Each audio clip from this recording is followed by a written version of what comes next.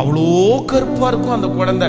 ஆனா அந்த அம்மா எடுத்து முத்தம் கொடுத்து கொஞ்சும் போது என் வெள்ளை சக்கரை அப்படின்னும். ஏமா ஒரு நியாயம் வேண்டாமா, வெள்ளை சக்கரைன்னு நீங்க கூப்பிடுறீங்களாம்மா, அந்த குழந்தை அவ்வளோ கருன்னு இருக்கே அம்மா, நீங்க வெள்ளை சக்கரை. ஆனா அந்த குழந்தை கருப்பா இருந்தாலும் அந்த அம்மாவுக்கு அது என்னதான் கேட்கல.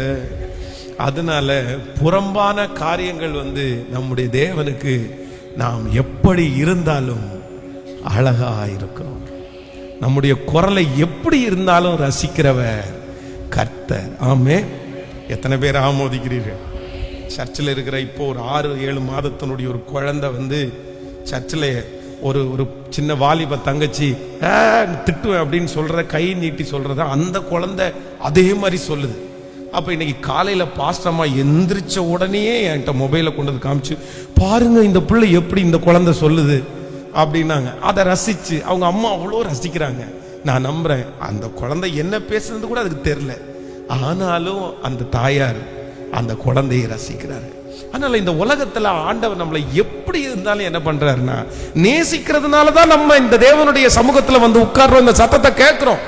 நம்மள ஆண்டவர் மற்றவங்களை மாதிரி பார்சியாலிட்டி பார்த்து இல்ல, நம்முடைய முகத்தை பார்த்து, அழகை பார்த்து, பர்சனாலிட்டியை பார்த்து நம்மளை கர்த்தர் தேடி வந்திருந்தார்னா நம்ம நிறைய பேர் இந்த இடத்துல இருந்திருக்க மாட்டோம், இந்த சத்தத்தை கேட்டிருக்கவே மாட்டோம். அழகு பார்த்து வந்திருந்தாருன்னா, நாத்தமா இருக்கு உனக்கு, நாத்தமா இருக்கு, போய் உட்கார், தள்ளி உட்காருன்னா நம்ம நிறைய பேர் கண்டிப்பா இந்த ஆண்டவரை தேடி இருக்கவே முடியாது. இன்னைக்கு பாருங்களேன், திருச்சபையா இருந்தா கூட ஒரு யாராவது ஒருத்தர் நாத்தத்தோட உட்கார்ந்தாங்கன்னு வைங்களேன், நீங்க என்ன நினைப்பீங்கன்னு நினைக்கிறீங்க? சரி பரவாயில்ல, அவன் என்னமோ வேலைக்கு போயிட்டு அவர் வந்தாரு, இல்ல வேலைக்கு போயிட்டு அந்த மனுஷன் வந்திருக்கிறா, அவ உடம்பு நாத்தம் அடிக்குது அப்படின்னு நம்ம நினைக்க மாட்டோம். என்ன சர்ச்சுக்கு வரும்போது நாத்தம் அடிக்காம வரக்கூடாதுன்னு கூட தெரியாதா?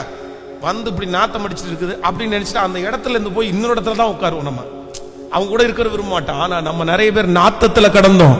நம்முடைய நாத்தத்தை நாத்தோன்னு பார்க்காத ஒரே ஒருத்தர் கர்த்தர். காரணம் என்னன்னா, அம்மாவுடைய இருதயம் கொண்டவர், தகப்பனாருடைய இருதயம் கொண்டவர்.